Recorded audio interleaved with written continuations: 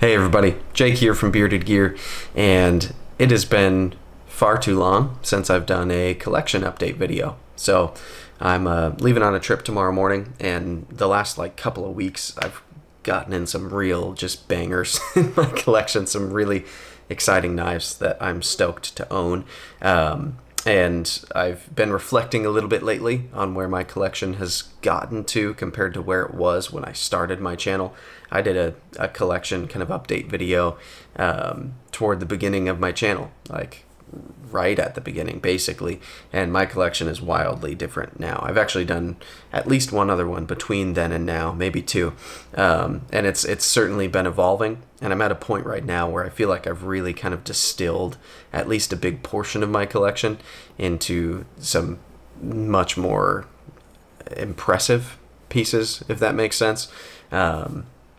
Yeah, so I'm just going to go through one by one all the knives in my collection, folding knives I should say. I do have quite a few fixed blades at this point as well, but I didn't feel like grabbing them all, and this video is already going to be really long. So this is my folding knife collection as of November. Today, as I'm filming this, is the 9th. This won't go live for a couple of days probably, but November 2021, this is where my knife collection currently sits. And yeah, so we're just going to go through it. I've got a couple of cases here. I'll show you what cases I'm using. My kind of go-to primary case at this point is this 20 slot Cutlery Shop case. Shout out to Cutlery Shop for sending me this. I really appreciate it. They're awesome. Jeff over there is a friend. But yeah, this is where I put kind of the top 20-ish of my collection. I'll do a top 10 update soon.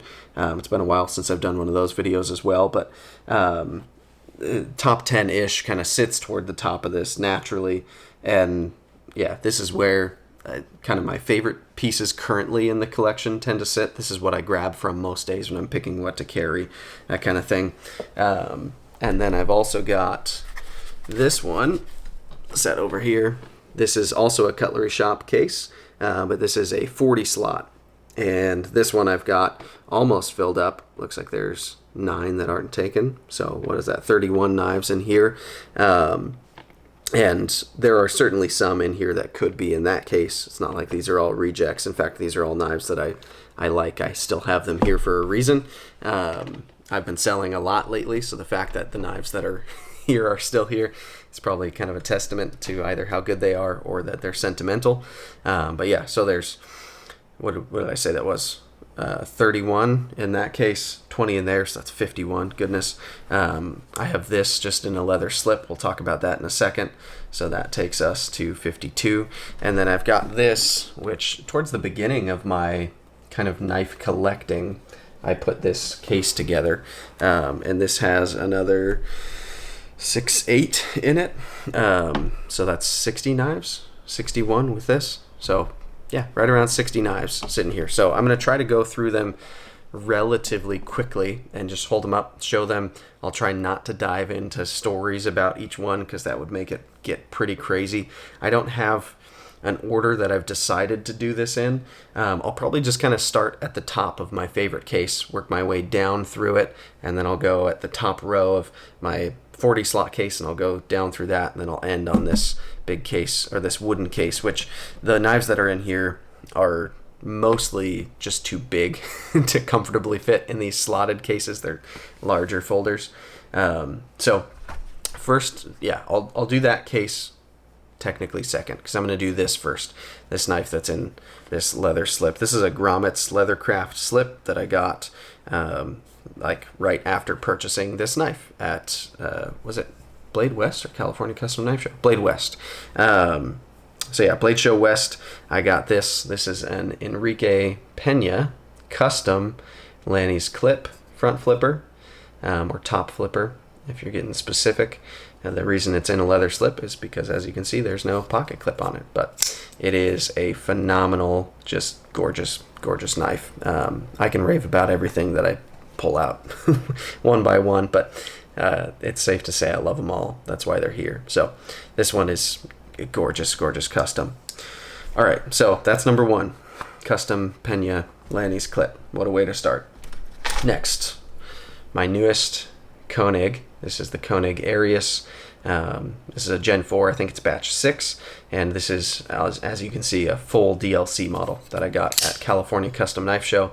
There aren't a ton of these out there. This DLC is special as well.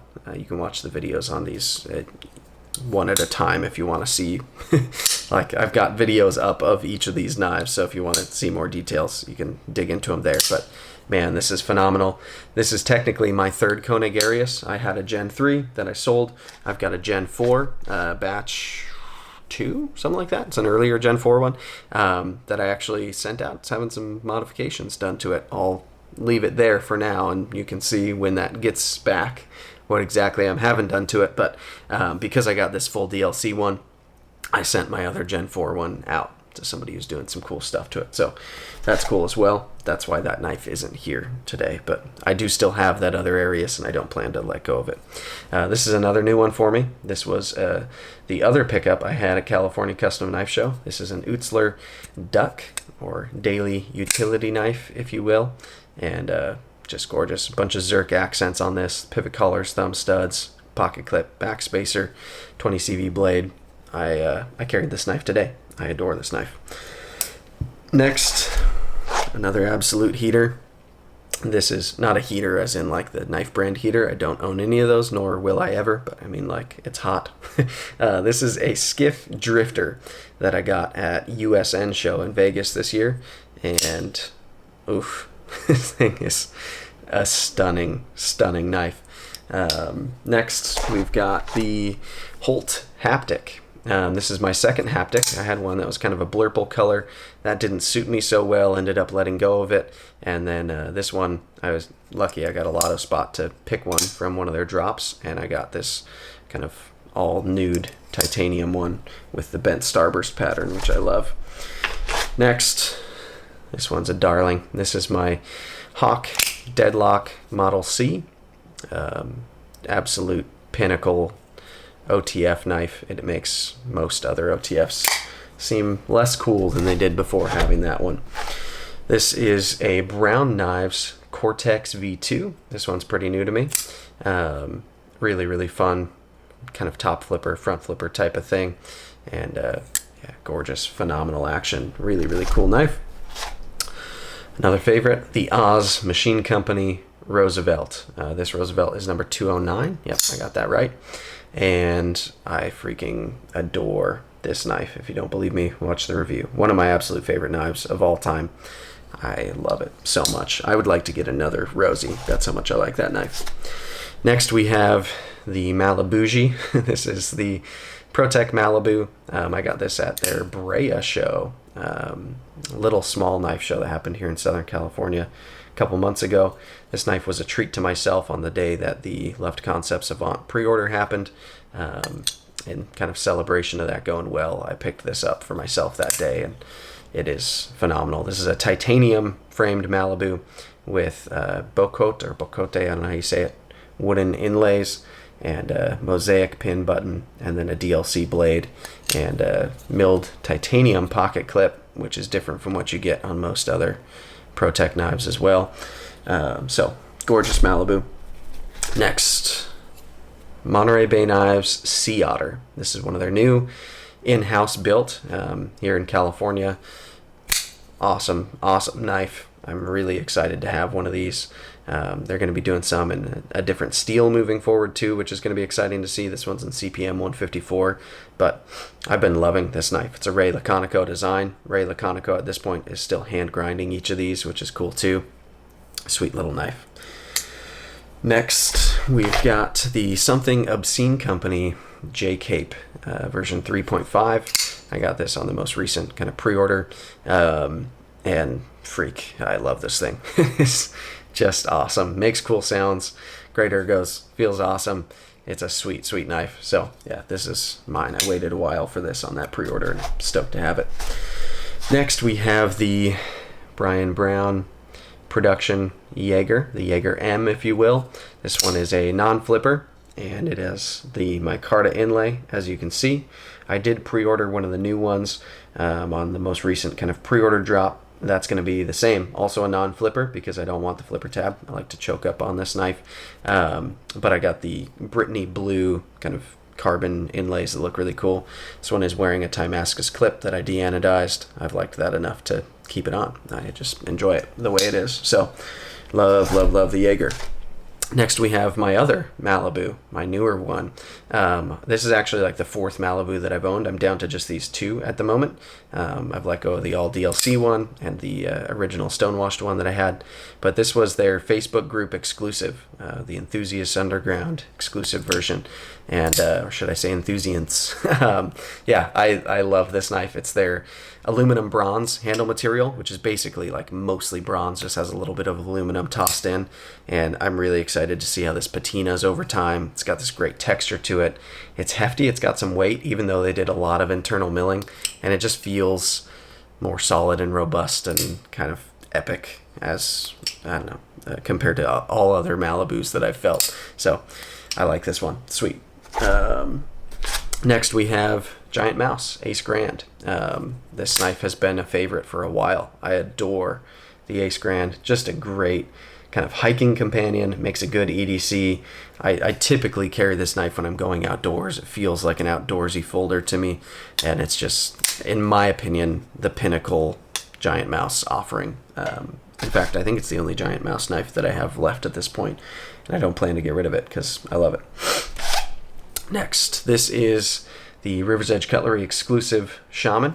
You can tell pretty immediately by the colorway that it's a Rec exclusive. It's got the flat dark earth blade coating, the olive drab green G10 scales, all black hardware, and black clip. I'm still rocking this knife completely stock. I haven't even swapped the clip on it, which is rare for me on a Spyderco, but just been kind of enjoying it every time I do carry it just like this, and so I haven't switched it up. Next, we have another River's Edge Cutlery exclusive. This is PM2 that I've actually modified in terms of these scales, but it is the CPM 10V. It started as the Scorpion colorway. So stock, these have like a coyote brown G10 scale, but I've got these Flytanium Lotus micarta scales on here that I've actually liked quite a bit. And yeah, this is like the ultimate user PM2 for me. CPM 10V is kind of unbeatable steel, and with these contoured micarta scales, it's great. I'm using an MXG Gear deep carry clip on here. Really like the way this clip functions and looks. So sweet, sweet PM2. Next, we have my kind of forever Para 3. This is my Maximet Para 3. It's been through a couple of different sets of scales at this point. Right now it's wearing Cerberus micarta scales with a fish scale pattern, and it's got these really cool, I don't know if you can see that, but the pivot collars are actually micarta as well, and those are built into these scales. Really, really sweet. This is Flytanium titanium hardware set and a Lynch Para 3. I think that's a stone washed clip. But yeah, Maximet is my favorite steel for the Para 3 in particular, and this one is just awesome. It's been great in every set of scales I've had it in, but these in particular I've really enjoyed. They're skinny scales, so they remove the kind of belly down here, and this Para 3 is just a dream the way it's set up. Next, we have a Microtech. This is the Microtech Hera. Still need to do my full review on this guy, but sweet, sweet OTF. This has become my favorite Microtech. It's living a little bit in the shadow of the Hawk Deadlock, unfortunately, now, because that's a more ultimate expression of what an OTF can be, but I still love that Hera. It's a great knife.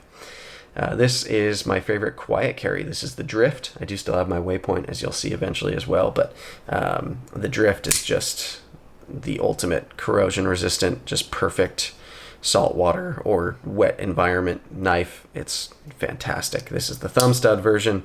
Earlier variants had a hole. I actually really like the thumb studs on this knife. I feel like it suits it. This is the knurled titanium show side. It's a titanium frame lock with a deep carry wire clip. It's just absolutely my type of knife. Next, my favorite birch tree knife I've ever owned. This is the production Secant that he did using Riat as the OEM. He only did 300 pieces of these. It's kind of crazy to me that these aren't a bigger deal. Michael Birch of Birch Tree Blades is an awesome knife designer.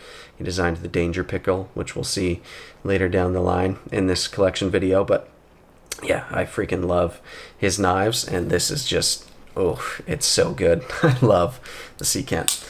Next, another very new knife to me. This is the Shamwari, Gareth Bull Shamwari, but production version built by We Knives. And yeah, I just kind of got it almost on a whim. I've been wanting to check one out for a while, saw it pop up, and I'm checking it out. I've been enjoying it so far. So there's that. That'll take us to the top row of the next case. So the first 9 knives in this case are going to be Finch knives. I've got a full Finch's nest, if you will. This first one is the Cimarron. I really like this knife. It's a very slender carry, really cool profile, and the longest Finch knife that I own, for sure. Next we have the Tycoona. This one's in the orange G10, as you can see, very vibrant. Really cool blade profile here. Yeah, great offering from Finch. Then we've got the Holiday. I adore the Holiday. Freaking fantastic home run of a knife from them, honestly. Then we have my first 1929. This one has the wooden scales, as you can see. Great knife. And so great that I have a second one. Here we are. This one's in the blue denim micarta. This one has a little bit of a snappier action than that earlier one I have too, which is fun. Then we've got my first Runtley. Well, it's the second Runtley I've got, but the first one I'm showing you right now. Runtley is a really cool knife. This was the first Finch that came out, and the first one that I experienced. In particular, the one that I first got was this one. This is the yellow belly version. And really cool. This is what started my adoration of Finch knives. You can see it gets some use. There's some schmutz there on the blade. Yeah, sweet knife. So there's that. And then next we have one of the newest ones I've gotten from them. This is the new Devil's Finger. Really cool. Much more like my kind of everyday size. They do a lot of smaller knives between the 1929 and the Runtley, and yeah, this is a great size, really good knife. Still need to do my full review on it. And then the newest one, which I've gotten from them, this is called the Cherry Bomb, just came out, and the file got corrupted on my unboxing, so I actually haven't shown this on the channel yet. My bad, Finch. But I will be doing a full review relatively soon on this guy as well. So yeah, this is the newest one at the moment, although the Harvester seems like it's right around the corner, so it's about to be 10 in here, I'm sure. Next, this is the first knife that a company sent to me as a channel for free to review, and it's a Fox Knives Pelican designed by a guy who goes by K Maxrom. I hope I'm saying that right. Cool designer. He's done the Pelican now in kind of an EDC version with, I think it's Concept as well, or Concept, I don't know how you say that. But yeah, this is a really cool beast of a knife. This thing's kind of a folding chopper. In my review, I literally like chopped down like a sapling with it. It's, as folders go, it's pretty gnarly, and yeah, I like keeping this sucker around. A, because it was the first knife that was given to my channel to review by a manufacturer, but B, because I also like having it as kind of a pack knife that I can toss in my pack. Bright orange scales, super good outdoorsy folder. It's an N690. And it's cool. It's an interesting knife, and it fits my hand well, and it just works. So it's a good tool to keep around. Next, one of my favorite knives that frankly should be in that case. I don't know. I'm realizing now, I don't know why it's not. But this is the Demco AD20. This one in particular is in CPM 3V. It is an absolute tank of a knife. This is my favorite outdoor folder. It is just so solid and so epic, and it has the shark lock, which is endlessly fun. So there's that. Next we have its little brother, the AD20.5. I let go of the clip point because I've got the AD20 in that blade shape, and this is the shark's foot.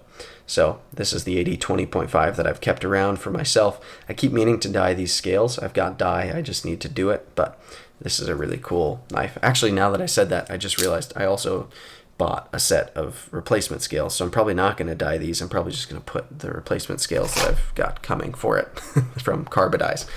Anyway, next, this is the Boker Lateralis. It's a JB Stout design. This knife I got real early in kind of joining like the Instagram side of the hobby. It's in D2. It's a Boker Plus knife, but really, really liked it, especially at the time. And it's just kind of stuck around as like my dirty job knife. It's got a fuller, like a middle finger flick. It's got a flipper tab that works pretty well, runs on bearings. It's a good knife. It's a steel frame lock. The clip I'm not in love with, but if I need to do like nasty chores around the house, that sounds weird, but when that type of stuff happens, that tends to be like a knife that I'll reach for, because it's good enough and fits my hand well that it's not like a junk knife, and I can do stuff with it that I'm confident that I've got it in hand and all that. But it's also, it was like $70. I got it years ago, and so it's been through the ringer. Next, we have the Quiet Carry Waypoint. This is the knife that made me fall in love with Quiet Carry and with having Vanex Super Clean steel in my pocket. I just love this knife so much. It's awesome. It's kind of my bug out killer, frankly. I finally gave my bug out to a buddy who I'd loaned it to for a while. I just told him, keep it, man. It's yours now. Because this knife works for me in every way that a bug out did. It's not quite as light, but it carries just as well, and it's waterproof. So really, really cool. Next, we have what I think is actually my only other Microtech at the moment. This is the Exo Set in the Stormtrooper colorway, and this thing is awesome. I use it mostly as a money clip. I've carried it to like a couple of knife shows because I'm bringing cash. I'll put it in my fanny pack with a bunch of $100 bills in it to go buy fun customs and stuff. And it's great in that way, but it's also, as OTF knives go, it has the greatest cutting geometry in terms of like slicing ability. It's just better at that than any other OTF I've ever had, because this blade is so wide and so thin. So it's really a pretty great slicer, and I've just liked it. It's clicked for me. It doesn't make it in pocket that often, but it gets carried when I'm bringing cash places, and I have carried it a couple of times in pocket, so it's not like it never happens. Next, got kind of a Spyderco row going on here. This is the Danger Pickle, which I alluded to earlier. The Spyderco Bombshell, which was a flash batch, 1,250 units, and I nicknamed it the Danger Pickle, and that caught on, and that makes me super happy that it's still kind of known by that name. It's just a really, really fun knife that I love. Every time I carry this, I'm reminded how much I enjoy it. It's quirky, it's different, it's chunky, it looks like a pickle, it's fun. But it also just works really well for me as a knife, so always going to keep that around. Next, we have another River's Edge Cutlery exclusive. This is the Rec PM2, and as you can see, it's that same kind of their signature colorway there, olive drab green G10, and then we've got a flat dark earth PVD coated blade. This one's rocking a lynch clip in the Magpul FDE. I actually kind of like the way this contrasts a little better than the River's Edge Color exclusive clip from Lynch that matches the blade more directly. I just kind of like this vibe on it, where it's like a mismatched FDE, kind of like a FN Scar or something. I don't know. I like it like that. So there's that. Then there's this PM2, which I still need to review. I've had it for forever. I feel terrible. But Brandon, Everyday Minimalist, when I was up in Utah a couple trips ago, took me with him to Blade Ops, which is a retailer that he works with a lot, does a lot of affiliate links for them and stuff. And this is their exclusive PM2 with the Emerson Wave. I feel like a lot of people don't even know that this knife exists or came out or anything. It's a chunky blade profile. Definitely the thickest behind the edge PM2 out there, but it's like the most tactical PM2, and it's really kind of fun in a number of ways. As a fan of the PM2, I find it kind of exciting, and it's got wave deployment, and like it's unique and different, and it was a gift from a buddy. So very, very cool PM2 that I still need to do my full review on. Next, we have my Shaman. This is started as a Tree Rex Shaman, so it's a Rex 45 blade. It's been in a number of different scales at this point. It was the C Rex for a while with some Seafoam Taro Tough scales, and then I put the worker scales from Cerberus on it, which were kind of strider shaped scales. Those were fun. And then these are the newest Cerberus scales that I've gone on here. They're a skinny Shaman scale, so they get rid of that belly that's typically there, and they're kind of a reverse honeycomb pattern with like this really cool black and red micarta, rocking a deep carry MXG clip on there as well that goes all the way to the butt end. I love the way this Shaman is set up. It's just borderline perfect. Really, really great setup on there.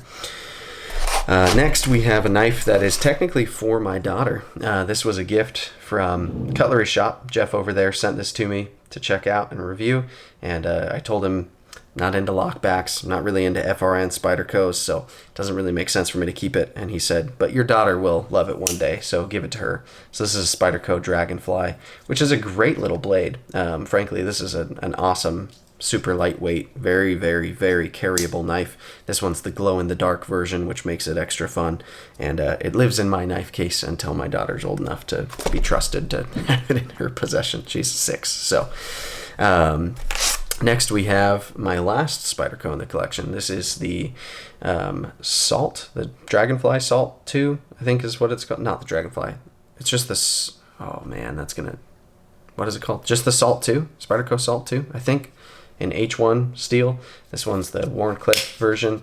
It's basically a Delica, but totally rust proof. So H1 steel blade, I think it's H1 for the backlock thing as well, and then you've got these bright yellow FRN scales. And I got this because I wanted to try a Japanese built Spyderco for the first time, and it's become kind of like my tackle box knife. If I'm ever going on a fishing trip or anything, this is what goes in my like fishing kit. I've got other nicer waterproof knives at this point, but this one's so like just tool like, and it's bright yellow and it stands out, and it's an easy knife to take and not worry if I accidentally drop it in the water and lose it forever or something.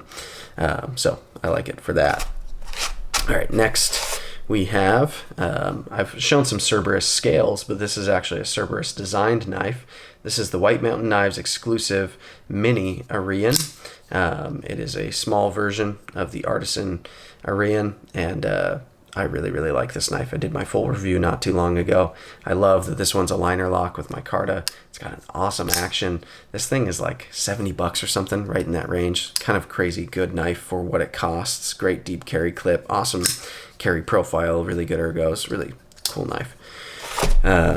Next, we have the Ferrum Forge Stinger. This is certainly what I'd consider my budget knife of the year from 2020. And just still think it's an awesome bang for your buck type of knife. Really easy knife for me to recommend. Great thin geometry. It's in Nitro V. It's got a fun action. You can middle finger flick it, and great design, slim, awesome carry, lightweight. Like so many good things going for it, and they're pretty cheap. So I like that.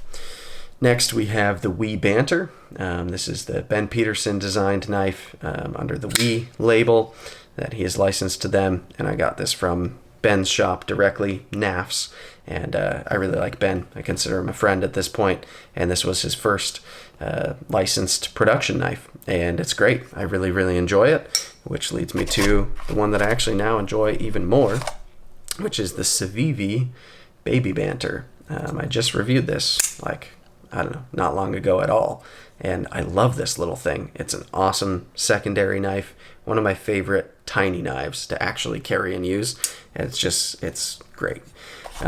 So yeah, those are both friends in my knife case. Next, we've got the Protech Runt 5. This one is all black. These never actually really got kind of like properly released. I'm lucky that I've got some friends at Protech, so I was able to get my hands on one. Shout out to Matt Cutting Edge Gear for being a homie. But yeah, this is the black reverse Tanto with black frame and stone washed hardware, and it's a really, really cool configuration. I actually haven't shown this on the channel yet. But yeah, I love this thing. I already really like the Runt 5, and this one is particularly awesome, along with this one, which is the other blade shape. This one's the Warney, and it's in OD green, anodized scales with all DLC, everything else, and it's absolutely a colorway that clicks for me. And I got this at Blade Show West from Dave at the booth, and really, really love this thing. So got two Runt 5s now, and they're both epic.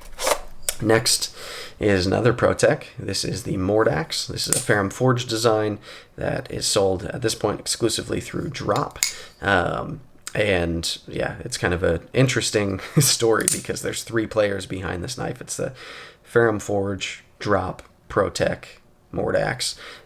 But it's a great button lock. This came out before the Malibu, and I do like the Malibu a little bit better than this, but this makes it in pocket fairly often. It carries really good. It's bigger than the Malibu. It's a great primary EDC knife, and this button lock is absolutely addicting. Next, I've got 2 Avants in a row. These are prototypes of the upcoming Loved Concepts Avant, which is the knife that I co-designed with my buddy Ryan Rimmer. So, of course, I've got these prototypes here. These are actually in pocket, one of the 2 of them, just about every day, at least for some portion of the day. I've been carrying and abusing and testing these just like crazy and enjoying them, frankly. So yeah, I've got 2 of those in here, one of each colorway. And then the last knife in this case is the Boker Mini Desert Warrior. This thing is the AK-47 model, the Kalashnikov automatic knife that they make in the Desert Warrior colorway. It's a Blade HQ exclusive, and it's just for fun. It's just a hilarious knife. I've never carried it for more than like a few minutes. I don't know if it's made it out of the house with me. It has to have at some point. But it's just a novelty knife, and it was like $40 or something. They tend to go for a lot more than that on the secondary, which is kind of dumb in a lot of ways, but I get it. They're fun. They're different. So there's that whole case, which leaves us with the final case. So let's start with the creme de la creme, the absolute most magnificent piece in my whole collection, the Shadow Ranger.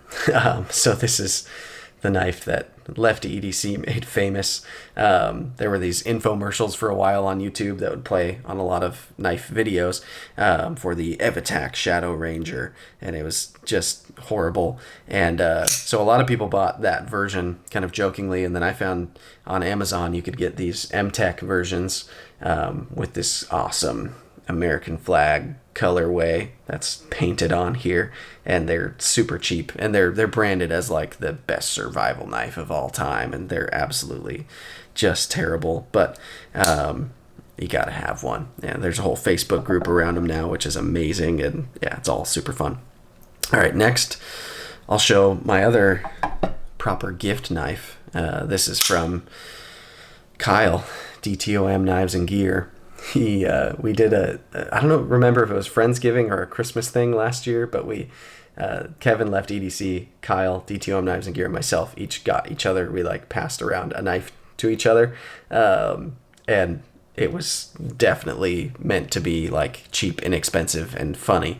And Kyle had this laser engraved for me. It's a CH knife, a Ganzo or something, I don't know, and just ridiculous massive cleaver blade that he laser etched this hipster dude with sunglasses on, and then my handle, and then holes are greater than studs, and it's just epic. It is a behemoth of a stupid cleaver folder that is so unrealistic for me to ever carry or use in D2 and G10, but it's a gift, and I will cherish it forever because he even went so far as to do all that on it.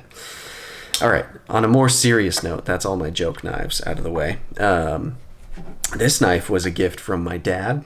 This is an Alicia Witt's designed Benchmade. It's called the Sentinel, and really just an awesome knife that back in the day when my dad carried this knife, I just loved it, and I always asked to play with it and handle it, and eventually that led to me wearing him down into giving it to me.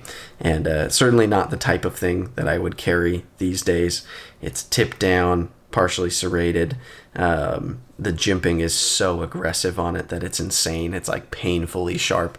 But in its time, I loved it. And I carried this knife for years. This was a knife that was found in my pocket most days for literally a couple of years. And that's kind of fun. So never letting go of that one, especially because it came from my dad. This knife, ZT-0350, was a gift from my wife back when we were dating, so it's another forever knife based on that alone, but it's also just a great ZT and kind of a fun reminder of who ZT used to be. This would have been in 2011 that she gave this to me, so 10 years ago, and I've had this knife for that long, I guess. It's been a solid 10 years now, and this knife has been in pocket a ton of times. Before I got deeper into the hobby, this was my kind of nice knife that I carried all the time and loved using and showing off, and it's great. So ZT-0350. Next is the ZT-0620. This is an Emerson collab. It's wearing a Tarot Tough scale that I had my buddy Kyle make, and just really cool. I still have the factory scale as well, but this one's fun. It's kind of like a butterscotch, like tan, Tarot Tough material, and then it contrasts well with the hardware and the coated blade. It's a Tanto. This is a kind of an entry point to the hobby for me. When I was researching to ask my wife what I wanted for the birthday this year that she got me this, it was like, I want a new knife. And I landed on this. It was on sale. I think had just been discontinued. So at Blade HQ, it was a really good deal at the time. And yeah, the researching process that led me to that knife didn't end when I got the knife, and kept me watching YouTube videos about knives, and it kind of like opened the door into this hobby that I'm now in. So love that. This is the ZT-308. Another gift from my wife. I've got a knack apparently of getting her to give me ZT knives. This one's just a beast. It's wearing a Adam Purvis custom clip, and a really, really awesome giant folder. Something fun to carry when I'm just feeling like having something kind of crazy in pocket. Really beastly knife. And then here is the Danger Banana. This is the Spyderco Subvert. It's a Nati Amor Black Snow Customs design, and it's crazy. This knife is wild, and typically it's orange with like stonewashed titanium handles, but I had River's Edge Cutlery do this Cerakote job on it, and so they turned the handles this really cool like coyote brown, and then they blacked out all the titanium and the hardware and the clip, and I had them leave the blade satin because it would have been a crime to cover up that gorgeous satin on here. But this knife is just stupid in my favorite way.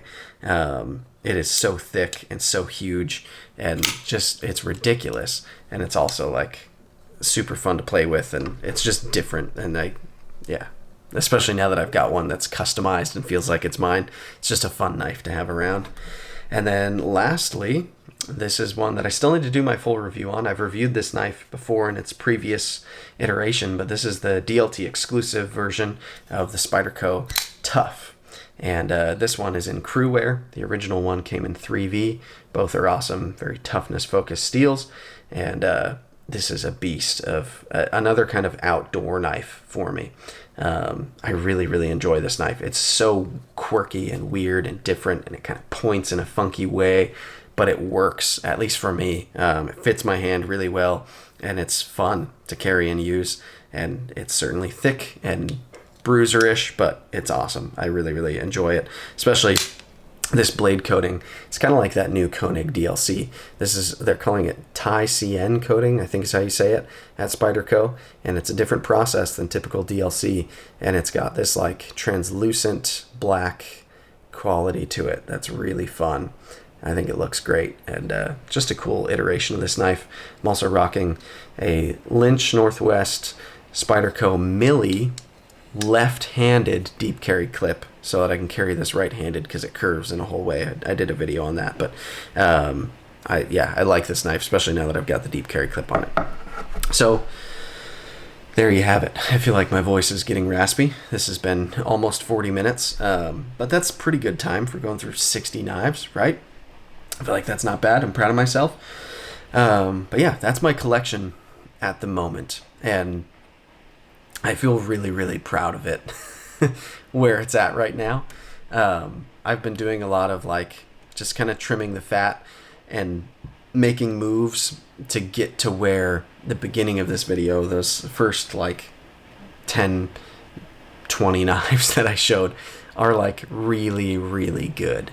My first collection video that I did, it was nowhere near what my collection is now. Not just in terms of like how much money is in my collection now, that's certainly part of it, but the way I feel about the knives that I have, and how intimate my relationship has been with like really harping in and zoning in and defining what exactly I like and I want out of knives, and what roles I want to see filled, and how I want to see them filled, and what materials I like, and and all these things. And it's not like there's one thing that I'm into. There's a huge variety of knives here, but I feel like I've checked the boxes that are important for me to check, of like a great outdoor folder and an awesome gentleman's knife and a great tactical blade, and like these like categories of knives I feel like I've got really well checked. And then a lot of things that are also like do multiple things, and things that just make me happy for the sake of them being exciting. And I'm very pleased with what my collection is in this moment. So hopefully this has been fun for you guys to watch and see where I'm at right now. I like to do these every now and then, so I'm sure once it's been a little while and things have changed up quite a bit, I'll do it again. What's funny too is the way my collection remains pretty fluid. Like from whenever the last one of these I shot was, and now, it's not like it's just switched the amount that you're seeing it. There's been plenty of knives that have come and gone between these two videos. Like I got them after and I sold them before this one, and so they've totally missed this like chronicle of where my collection is at. But that's some of the fun of it for me, is like seeing what sticks and what's here in these moments, and catching those times. But anyway, I've said plenty. This has been fun. Hope you guys enjoyed it, and I guess we're gonna call it good there. This has been a plenty long video of me showing my knives. So thanks guys, we'll see you on the next one.